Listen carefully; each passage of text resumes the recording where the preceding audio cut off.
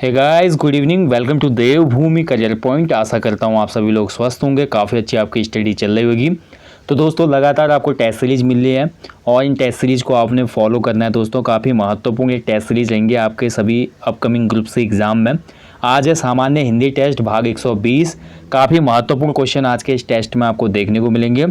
आज का जो ये सामान्य हिंदी टेस्ट है 120वां, इसमें मैंने विगत वर्षों में जो ग्रुप सी के एग्ज़ाम हुए हैं उनमें जो क्वेश्चन पूछे गए हैं सामान्य हिंदी के, उन्हीं महत्वपूर्ण क्वेश्चनों को डिस्कस किया है। तो आप लोगों से निवेदन है, थोड़ा सेशन को आप लोग शेयर कीजिए ताकि अधिक से अधिक लोगों तक ये पहुंच पाए और सभी लोग इसका लाभ उठा पाएँ। उसके साथ साथ दोस्तों हमारे एप्लीकेशन स्टोर पर जो ग्रुप सी के लिए 60 फुल लेंथ प्रैक्टिस सेट चल रहे हैं, पटवारी, लेखपाल, forest guard, Uttarakhand police constable, SI वगैरह के लिए, तो उन प्रैक्टिस सेटों में आप ज़रूर इनरोल करें, काफ़ी महत्वपूर्ण है। लगभग 20 के आसपास से प्रैक्टिस सेट अभी तक पूर्ण हो चुके हैं क्योंकि 7 नवंबर से कोर्स चला था और अगले 60 दिनों तक लगातार आपको ये प्रैक्टिस सेट इसमें दिए जाएंगे, काफ़ी महत्वपूर्ण है। इसके अलावा अन्य जो भी हमारी टेस्ट सीरीज आते हैं, उत्तराखंड जीके टेस्ट हो और इसके अलावा सामान्य अध्ययन का टेस्ट है, बाकी उत्तराखंड जीके ऑनलाइनर की एक प्लेलिस्ट हमारे चैनल पे आपको देखने को मिलेगी। इन सभी को आप फॉलो कीजिएगा, ये काफ़ी बेनिफिशियल है और काफ़ी ज़्यादा एक इम्पोर्टेंट रोल रहेगा इनके आपके सभी ग्रुप सी एग्ज़ाम में। तो अगर आप फॉलो करेंगे इनको, इसमें बताई गई बातों को फॉलो करेंगे तो यकीन मानिए आप आसानी से ग्रुप सी एग्ज़ाम क्रैक कर पाएंगे। तो चलिए आप देखेंगे, आज जो है हमारा सामान्य हिंदी टेस्ट है 120वां भाग। तो हिंदी टेस्ट 120 में भी काफ़ी अच्छे हमारे बोल सकते हैं कि पुराने पेपरों के क्वेश्चनों को यहाँ पे कलेक्ट किया गया है। आपका एक क्विक रिवीजन हो जाएगा और काफ़ी महत्वपूर्ण ये क्वेश्चन आने वाले एग्जाम्स के लिए भी हैं क्योंकि कई बार एग्जाम में क्वेश्चन रिपीट हो जाते हैं। ओके, तो पहला क्वेश्चन आपके सामने देखिए, तुरंत सोचकर निर्णय लेने वाला क्या कहलाता है। तो देखिए, तुरंत सोचकर जो निर्णय लेता है ऐसे व्यक्ति के लिए शब्द यूज किया जाता है प्रत्युत्पन्नमति। ठीक है, ऑप्शन बी इसमें राइट आंसर हो जाएगा, प्रत्युत्पन्नमति। ठीक है, प्रत्युत्पन्नमति, ऑप्शन बी इसमें बिल्कुल सही उत्तर है, जो कि तुरंत सोचकर डिसीजन लेते हैं। और ज़्यादातर जो ऐसे प्रकार के लोग होते हैं दोस्तों, वो जीवन में ज़्यादा सफल भी होते हैं। और कभी कभी क्या होता है कि जो आपको आइडिया आता है उस पर डिसीजन लेके काम करना आपको बहुत सक्सेस बना सकता है किसी भी फील्ड में। ठीक है, तो ऑप्शन बी सही है। अगला क्वेश्चन की तरफ बढ़ते हैं, इनमें से कौन सा एक स्त्रीलिंग शब्द है। नेक्स्ट जो क्वेश्चन है सेकंड वाला, तो स्त्रीलिंग शब्द दिए गए विकल्पों में हो जाएगा आपका ऑप्शन सी तृष्णा या इच्छा, जो है हमारी स्त्रीलिंग शब्द होता है। पुल्लिंग और स्त्रीलिंग को ज्ञात करने का मैंने शॉर्टकट ट्रिक आपको बताया जो कि 90% काम करती है। आप शब्द के आगे कोई भी विशेषण लगा लो, अच्छी तृष्णा या अच्छा तृष्णा, तो अच्छी तृष्णा, अच्छी इच्छा बोलते हैं। इच्छा अच्छी है, इच्छा बुरी है। ठीक है, तो बुरा तो नहीं बोलते ना, अच्छा तो नहीं बोलते, तो हमेशा ही क्या होता है स्त्रीलिंग शब्द होता है। शिष्टाचार की बात करो, देखिए अच्छा शिष्टाचार, बुरा शिष्टाचार, अच्छी शिष्टाचार, बुरी शिष्टाचार तो नहीं होता, इसलिए शिष्टाचार पुल्लिंग है। तो ऐसे आप इनको कनेक्ट कर सकते हैं। कुछ शब्द अपवाद होते हैं हालांकि। चलिए अगला क्वेश्चन है, निम्न में से आकाश का पर्यायवाची शब्द नहीं है। देखिए नहीं जहाँ पर भी पूछेगा अंडरलाइन हमेशा कर लीजिएगा, बहुत महत्वपूर्ण है। तो दिए गए विकल्पों में जो आकाश का पर्यायवाची नहीं होगा वो हो जाएगा आपका ऑप्शन डी। ठीक है, ऑप्शन डी इसमें राइट आंसर हो जाएगा, ध्वग। ध्वग जो शब्द है ये आकाश का पर्यायवाची नहीं है। अगला क्वेश्चन है, देखिए निम्न में से ध्यानपूर्वक क्या है। तो ध्यानपूर्वक जो शब्द है इनमें से क्या हो जाएगा। तो फोर्थ क्वेश्चन का राइट आंसर हो जाएगा क्रिया विशेषण अव्यय है। ठीक है, ऑप्शन डी बिल्कुल सही उत्तर, इसमें क्रिया विशेषण अव्यय है। चलिए आगे बढ़ेंगे अगले क्वेश्चन की तरफ, कैंची कैसा शब्द है। तो कैंची बताना आपने किस प्रकार का शब्द है कैंची। तो राइट आंसर हो जाएगा इसका पांचवे का, कैंची आपका तुर्की भाषा का शब्द है, ऑप्शन डी बिल्कुल सही है, तुर्की भाषा का। अगला क्वेश्चन है, देखिए दारुण शब्द का अर्थ क्या है। दारुण, तो दारुण का जो अर्थ होता है, मीनिंग होता है, वो हो जाता है राइट आंसर इसका ऑप्शन है भयंकर। ठीक है, दारुण दृश्य बोलते हैं ना, बहुत से दोहे छंदों में आपने पढ़ा होगा, देख ये दारुण दृश्य। ठीक है, मानव हुआ भवभीत बोलते हैं ना, तो भयंकर होता है दारुण का मतलब, ऑप्शन ए सही है इसमें। अगला देखिए अन्वय शब्द का संधि विग्रह क्या होगा। तो अन्वय का संधि विच्छेद या संधि विग्रह बताना आपने, और इसका जो सही उत्तर है दोस्तों वो हो जाएगा ऑप्शन ए अनुधन य। ठीक है, अनुधन अय, अनुधन अय। ठीक है, तो ये हो जाता है अन्वय, ध्यान रखेंगे। चलिए बताइए कमेंट बॉक्स में इसमें कौन सी संधि है। भाषा के वो लघुतम सार्थक खंड जो शब्द के अंत में जुड़कर नए शब्दों का निर्माण करते हैं क्या कहलाते हैं। तो देखिए सार्थक खंड जो शब्द के अंत में जुड़कर नया शब्द बनाते हैं वो कहलाते हैं हमेशा ऑप्शन बी प्रत्यय, ऑप्शन बी इसमें सही उत्तर हो जाएगा। और यहीं पे क्वेश्चन होता है कि भाषा के लघुत्तम सार्थक खंड जो शब्द के प्रारंभ में जुड़ते हैं तो ये हो जाता है उपसर्ग, ठीक है, अंत में जुड़ने वाले होते हैं प्रत्यय। चलिए आगे बढ़ेंगे अगले क्वेश्चन की तरफ। विविध भारती प्रसारण सेवा कब से शुरू हुई थी?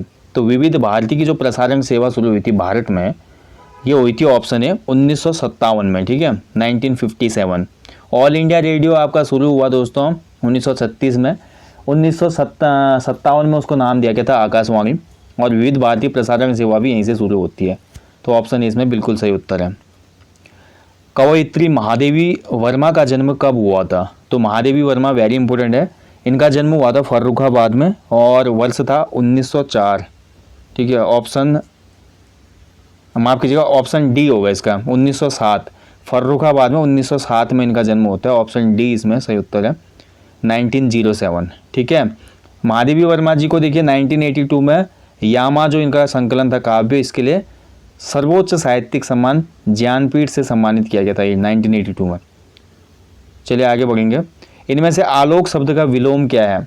11वें क्वेश्चन को देखिए, आलोक का विलोम हो जाएगा अंधकार, ऑप्शन सी इसमें सही उत्तर है अंधकार। नेक्स्ट देखिए, उड़ती चिड़िया पहचानना, मुहावरे का अर्थ क्या है? तो देखिए बहुत सी चिड़िया उड़ रही हैं, झुंड है, और उसमें से किसी आदमी ने उड़ती चिड़िया को पहचान लिया, यानी कि उस आदमी को बहुत ही रहस्य की बात पता है, ठीक है, तो ऑप्शन ए हो जाएगा इसका आंसर, रहस्य की बात जानना, ठीक है। अगर देखिए निम्न में से व्यक्तिवाचक संज्ञा नहीं है, तो व्यक्तिवाचक, जातिवाचक, भाववाचक, ये संज्ञाओं का जो प्रकार होता है इसको अच्छे से आप लोग देख लें एक बार रिवीजन के तौर पे। बहुत सिंपल है चीज़, अगर आप समझ के पढ़ेंगे तो इनमें से किताब जो है वो व्यक्तिवाचक संज्ञा नहीं है, ठीक है, ऑप्शन डी इसका राइट आंसर हो जाएगा किताब। चलिए आगे बढ़ेंगे। अनुशासन शब्द कैसा शब्द है? अनुशासन, तो अनुशासन का प्रकार बताना है आपने, तो राइट आंसर हो जाएगा इस क्वेश्चन का यौगिक शब्द है, ठीक है। अनुशासन, अनुधन शासन, दो शब्दों का जहाँ पे मेल होकर एक नया शब्द बनता है यौगिक कहलाता है। जो शब्द का सार्थक खंड नहीं हो सकता वो रूढ़ कहलाता है, ठीक है। और ऐसा शब्द जो दो या उससे अधिक शब्दों से मिलकर बनाओ लेकिन उसका अर्थ अलग ही निकल जाए, तीसरा अर्थ आ जाए, वो कहलाता है योग रूढ़। जैसे कि पीताम्बर, पीला है वस्त्र जिसका, और पीताम्बर किसके लिए प्रयुक्त होता है? श्री कृष्ण के लिए, तो पीताम्बर एक योग रूढ़ शब्द है। नीलकंठ एक योग रूढ़ शब्द है, ठीक है, तो इसको अच्छे से याद रखिएगा आप। दाजू किसकी रचना? मैंने कई बार आपको करवाया ये, सामान्य हिंदी कवि परिचय की जो हमारी ई बुक है, तभी मैं बोलता हूँ आप उसको ले लीजिए, वो प्रिंट आउट भी आप करवा सकते हैं, उसका लिंक इस वीडियो के डिस्क्रिप्शन बॉक्स में है। सामान्य हिंदी कवि परिचय, जिसमें गद्य खंड और पद्य खंड के जो कवि हैं उनके बारे में दिया हुआ है। दाजू रचना भी उसमें बताई गई है, किसकी है ये? शेखर जोशी जी की, ठीक है। शेखर जोशी जी का निधन हुआ हाल में अक्टूबर 2022 में, और शेखर जोशी बहुत ही जाने माने कवि हैं, ध्यान रखेंगे। और आंचलिक जो हमारी रचना है इनकी वो भी काफ़ी फेमस है, जैसे कि दाजू हो गया, कोसी का घटवार हो गया, ठीक है, बहुत इंपॉर्टेंट है, याद रखिएगा। वह मनुष्य नहीं देवता है, इस वाक्य में वह क्या है? तो देखिए मनुष्य नहीं देवता है, कौन? वह। यहाँ पर क्या किया जा रहा है, ध्यान से समझिएगा क्वेश्चन को। यहाँ पर बिल्कुल एक कन्फर्मेशन के साथ बोला जा रहा है कि वह मनुष्य नहीं देवता है, यानी कि इसमें हो जाएगा निश्चयवाचक सर्वनाम, ऑप्शन बी इसमें राइट आंसर है, ठीक है, ऑप्शन बी बिल्कुल सही है इसमें, निश्चयवाचक। चमाचम कैसा शब्द है? तो चमाचम जो शब्द है भैया ये हमारा देश में उत्पन्न शब्द है, देशज शब्द है।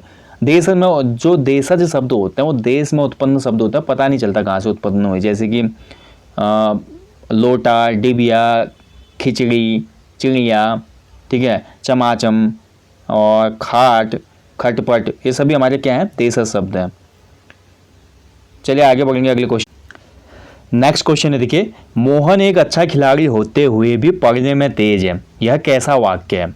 तो ध्यान से अगर हम देखेंगे दोस्तों, इस वाक्य में हमें मोहन दिख रहा है, यानी कि हमारे पास कर्ता है एक ही, और पूरा वाक्य अगर हम ध्यान से देखें तो ये एक सरल वाक्य है, ठीक है, ऑप्शन बी इसमें राइट आंसर हो जाएगा। मोहन एक अच्छा खिलाड़ी होते हुए भी पढ़ने में तेज है, तो ये सरल वाक्य है, ठीक है, ऑप्शन बी हो जाएगा इसका। हिंदी को राजभाषा होने का गौरव कब प्राप्त हुआ? तो हिंदी को राजभाषा होने का गौरव प्राप्त हुआ ऑप्शन सी 1949 में, ठीक है, ऑप्शन सी बिल्कुल सही उत्तर है। अगला देखिए, मोहन ने केला और संतरा खाया, यह कैसा वाक्य है? तो मोहन ने केला और संतरा खाया, ध्यान से अगर देखेंगे तो ये एक नॉर्मल वाक्य है, जिसका वाक्य में क्रिया, किसी क्रिया का करना या होना पाया जाता है, तो वो विधिवाचक वाक्य कहलाते हैं, तो ऑप्शन डी हो जाएगा इसमें, ठीक है, विधिवाचक। चलिए आज देखिए, आज 20 क्वेश्चन से ज़्यादा हैं टेस्ट में, क्योंकि मैं पहले बता चुका हूँ आज का जो पेपर है इसमें मैंने पुराने ओल्ड पेपर्स के क्वेश्चन लिए हुए हैं, ताकि आप समझ भी पाएँ कैसे क्वेश्चन आएंगे और साथ ही आपका रिवीजन भी हो पाए। ठीक है, तो विधिवाचक वाक्य वो वाक्य होता है जहाँ पर जो नॉर्मली जैसे कि जिनमें क्रिया का होना, या जो वाक्य हैं जैसे शेर जंगल में रहता है, शेर जंगल में रहता है भी एक हमारा विधिवाचक वाक्य, क्योंकि शेर जंगल में ही रहता है।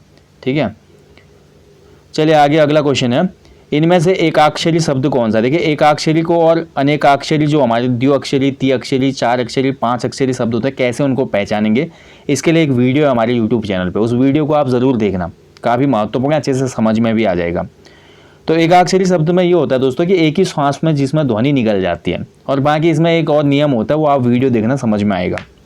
तो राइट आंसर हो जाएगा इस क्वेश्चन में ऑप्शन डी, श्वास जो है इसमें एक एकाक्षरी शब्द है। ठीक है, श्वास, ऑप्शन डी राइट आंसर हो जाएगा, श्वास। अगला क्वेश्चन है, देखिए यह लड़का शरारती है, इस वाक्य में यह शब्द क्या है। अब हम बोल रहे हैं कि यह लड़का शरारती है। ठीक है, इंगित कर रहे हैं ना किसी की तरफ कि लड़का भाई ये शरारती है, तो ये हो जाएगा आपका सार्वनामिक विशेषण, ऑप्शन सी। ठीक है, सार्वनामिक विशेषण। अस्तबल की बला बंदर के सिर, लोकोक्ति का अर्थ क्या है। तो अस्तबल की बला बंदर के सिर, लोकोक्ति और मुहावरे में भी थोड़ा अंतर होता है दोस्तों। ठीक है, एक बार इस टॉपिक को आप ज़रूर देखना, और कुछ महत्वपूर्ण मुहावरे और महत्वपूर्ण लोकोक्तियाँ ज़रूर देखिएगा एग्जाम से पहले। तो 23 का जो आंसर हो जाएगा वो ऑप्शन बी हो जाएगा, किसी का दोष और किसी पर मरा जाना। ठीक है, ये कहलाता है अस्तबल की बला बंदर के सर, यानी कि सिंपली वो जो एक और इसका सिमिलर होता है ना, एक और हमारा मुहावरा, नाच न जाने आंगन टेढ़ा, यही हुआ। इनमें से देशज शब्द कौन सा है। तो देश में उत्पन्न शब्द को ही देशज कहा जाता है, बता चुका हूँ ऊपर। और देशज शब्द हो जाएगा इसमें बहुत सिंपल दोस्तों, झोला, झोला जो है देशज शब्द है इसमें। ठीक है, ऑप्शन डी। इनमें से प्रविशेषण क्या है दोस्तों, 25वां क्वेश्चन। तो प्रविशेषण वो शब्द होते हैं दोस्तों जो विशेषण की भी विशेषता बताते हैं। ठीक है, तो राइट आंसर हो जाएगा इस क्वेश्चन का 25 का ऑप्शन बी, अत्यंत। ठीक है, जैसे कि मैं बोलूँ, देखिए राम, राम अत्यंत, अत्यंत बुद्धिमान लड़का है, राम अत्यंत बुद्धिमान लड़का है। ठीक है, तो इसको ध्यान से समझिएगा। देखिए अगर मैं बोलूँ केवल राम बुद्धिमान लड़का है, तो राम की विशेषता बुद्धिमान शब्द बता रहा है, विशेषण हो गया। लेकिन यहाँ पे अत्यंत यूज किया मैंने, बुद्धिमान को भी ज़्यादा बल दे रहा है वो शब्द, यानी कि विशेषण की भी विशेषता बता रहा है, तो ऐसा शब्द कहलाता है प्रविशेषण। ठीक है, जैसे मैं बोलूँ सचिन तेंदुलकर बहुत अच्छा क्रिकेट खेलते हैं, बहुत अच्छा, अच्छा तो विशेषता हो जाती है, मैं बोलता सचिन तेंदुलकर अच्छा क्रिकेट खेलते हैं, अच्छा तो विशेषता हो गई, विशेषण हो गया। लेकिन मैं बोलूँ सचिन तेंदुलकर बहुत अच्छा खेलते हैं, तो बहुत शब्द क्या हो गया, प्रविशेषण हो गया। ठीक है, चलिए समझ गए होंगे आप लोग, आगे बढ़ते हैं। भक्तिन महादेवी की किस विधा की रचना है। तो भक्तिन इनकी रचना है, वो हमारे एनसीईआरटी में भी थी भक्तिन रचना, और ये है महादेवी वर्मा जी की, ऑप्शन सी, संस्मरणात्मक रेखा चित्र है। ठीक है, संस्मरणात्मक रेखा चित्र है। संस्मरणात्मक रेखा चित्र का मतलब ये होता है कि कोई अपनी याद, जो एक स्पेशल याद होती है, उसी के बेसिस पे कोई रचना करना। हिंदी वर्णमाला के अनुसार कौन सा वर्ण पंचमा अक्षर है। तो पंचमा अक्षर ज़्यादातर जो अनुनासिक होते हैं, नाक से ध्वनि निकलती है, यहाँ पे आप समझ जाइए पंचमा अक्षर कौन सा है। तो बहुत सिंपल है, म जो है देखिए पंचमा अक्षर है। ठीक है, प फ ब भ म। ठीक है, जैसे क ख ग घ ङ, जो कि जिनकी साउंड हमारे नाक से निकलती है वो पंचमा अक्षर कहलाते हैं। जो हमारे पहले 25 स्पर्श व्यंजन होते हैं ना, इसका जो भी पंचमा अक्षर होता है वो अनुनासिक होता है, ध्यान रखेंगे। ठीक है, नाक से ध्वनि निकलेगी उसमें। अगला है देखिए, संसद शब्द में कौन सी संज्ञा है। संसद में, वेरी इंपॉर्टेंट है, ये भी बहुत अच्छा क्वेश्चन है, संसद। तो संसद, देखिए संसद से क्या बोध हो रहा है आपको। संसद कहते ही हमें लग रहा है कि संसद में बहुत से लोग होंगे ना, एक दो लोगों से तो संसद चलेगी नहीं, ज़्यादा लोग जहाँ पे होंगे वहाँ पे हमेशा होता है समूहवाचक संज्ञा। ऑप्शन बी इसमें राइट आंसर हो जाएगा। ठीक है, ठीक है, तो समूहवाचक बिल्कुल सही है इसमें। चलिए आगे बढ़ेंगे। इनमें से कौन सा आगत शब्द है। आगत का मतलब होता है दूसरी भाषा से जो शब्द आया है और जिसको आज भी हम प्रयोग कर रहे हैं, तो आगत शब्द हो जाएगा इसमें। बहुत सिंपल है, अखबार। ठीक है, अखबार एक आगत शब्द है इसमें। चलिए कमेंट करिए अखबार किस भाषा का शब्द है। इनमें से शेखर जोशी जी की रचना कौन सी है। तो दिए गए विकल्पों में बताना है कौन सी रचना शेखर जोशी की है। अभी हमने देखे जो अभी 20 क्वेश्चन देखे पहले, उसमें भी मैंने आपको बताया शेखर जोशी जी की ही उसमें रचना पूछी गई थी, दाजियो, है ना। दाजी जो रचना थी शेखर जोशी जी की थी। ऐसे इसमें शेखर जोशी की रचना जो है वो है कोशिका घटवार। ऑप्शन सी इसमें राइट आंसर है। वेरी नाइस स्टोरी, एक बार पढ़िएगा ज़रूर, ठीक है। तो कोसी का गठवार बहुत अच्छी कहानी है। अर्थ के आधार पर वाक्य के कितने भेद होते हैं? देखिए वाक्य के 2 प्रकार के भेद होते हैं, अर्थ के आधार पर और रचना के आधार पर। तो अर्थ के आधार पर वाक्य हो जाते हैं टोटल 8, 31 का हो जाएगा सी, 8 भेद होते हैं। अगला क्वेश्चन है, देखिए डिंगल पिंगल का संबंध किससे है? बहुत इंपॉर्टेंट क्वेश्चन है, पहली बार काफ़ी लोग देख रहे होंगे इस क्वेश्चन को। डिंगल पिंगल जो है आपका, ये हो जाएगा ऑप्शन सी, राजस्थान से है ये, ठीक है। ऑप्शन सी इसमें राइट आंसर है, राजस्थान। सील बंद कैसा शब्द है? देखिए सील और बंद 2 शब्दों से बना है ये शब्द। तो जहाँ पर भी 2 शब्दों का मेल होता है इस प्रकार का शब्द कहलाता है संकर शब्द, ठीक है। संकर शब्द 2 शब्दों के मेल से बनता है। चलिए आगे बढ़ेंगे। अगला देखिए, निम्न में से कौन सा संधि विच्छेद व्यंजन संधि से संबंधित नहीं है? यानी कि इनमें से व्यंजन संधि नहीं है जिसमें वो बताना है। तो जगत धन नाथ जगन्नाथ सही है, सम धन सार संसार बिल्कुल सही है, तत् धन लीन तल्लीन बिल्कुल सही है, निह धन संधि निसंदेह, यानी कि इसमें तो विसर्ग संधि हो रहा है, साफ पता चल रहा है, ऑप्शन डी हो जाएगा इसका, ठीक है। निसंदेह जो होता है निहदन संदेह, इसमें आपकी विसर्ग संधि होती है, ऑप्शन डी, बहुत सिंपल है। तो अगला क्वेश्चन है, देखिए इनमें से स्त्रीलिंग शब्द कौन सा है? तो फिर मैं बता चुका, आप कोई विशेषण लगा के देख लो, ठीक है। आच्छादन, आज्ञा, मात्र, तो आदेश। तो ध्यान से अगर हम इसमें देखते हैं तो ये स्त्रीलिंग शब्द हो जाएगा, ऑप्शन बी आज्ञा, ठीक है। आज्ञा, आज्ञा का पालन, देखिए अच्छी आज्ञा, बुरी आज्ञा, अच्छा आज्ञा, बुरा आज्ञा, तो अच्छी और बुरी शब्द सूट हो रहा है, वही मैं बता चुका। विशेषण का प्रयोग करके जो सूट बैठता है वो आप यूज कीजिए, 90% ये ट्रिक काम करती है, ठीक है। चलिए आगे बढ़ेंगे। अंगुली का तद्भव रूप क्या है? तो अंगुली का तद्भव क्या बताना है आपने? तद्भव बिगड़ा हुआ रूप होता है, और तत्सम जो होता है डायरेक्टली संस्कृत के शब्द जो हिंदी में ज्यों के त्यों यूज किए जाते हैं, ठीक है, वो तत्सम कहलाते हैं। तो अंगुली का क्या हो जाएगा इसमें? ऑप्शन है उंगली, ऑप्शन है उंगली जो होता है ये तद्भव होता है, ध्यान रखेंगे, और अंगुली जो है इसका तत्सम है, ठीक है। बहुत इंपॉर्टेंट है, अच्छे से याद रखिएगा। परिमाणवाचक भेद है, तो परिमाणवाचक किसका भेद है? इसके लिए थोड़ा बहुत स्टडी आपकी होनी चाहिए ना, तभी संज्ञा के भेद कौन कौन से होते हैं, विशेषण के भेद, कारक के भेद या सर्वनाम के भेद, ये भेद आपको जब याद होंगे तभी तो आप कर पाएंगे यहाँ पे परिमाणवाचक किसका भेद है। तो परिमाणवाचक होता है विशेषण का, ठीक है। परिमाणवाचक विशेषण ना, जैसे कि जिसमें कोई ना कोई परिमाण हो, जैसे कि मैं बोलूँ कि 2 किलो चीनी दे दो, ठीक है, और जैसे 4 दर्जन केले दे दो, तो परिमाण है ना इसमें, तो ये विशेषण के भेद होता है। फिर इसी के भी उपभेद होते हैं अंदर, ठीक है, परिमाणवाचक के भी, निश्चितवाचक, अनिश्चितवाचक, बहुत से होते हैं इसमें। अगला क्वेश्चन है, देखिए अयोगवाह वर्णों का प्रयोग होता है, तो अयोगवाह जो वर्ण है इनका प्रयोग कहाँ होता है? तो इनका प्रयोग होता है विसर्ग के रूप में, ठीक है। अयोगवाह जो वर्ण होते हैं ना, विसर्ग के रूप में प्रयुक्त होते हैं, ऑप्शन सी इसमें राइट आंसर है। चलिए अगला क्वेश्चन है, अन्वय का अर्थ क्या होता है? देखिए अन्वय, अन्वय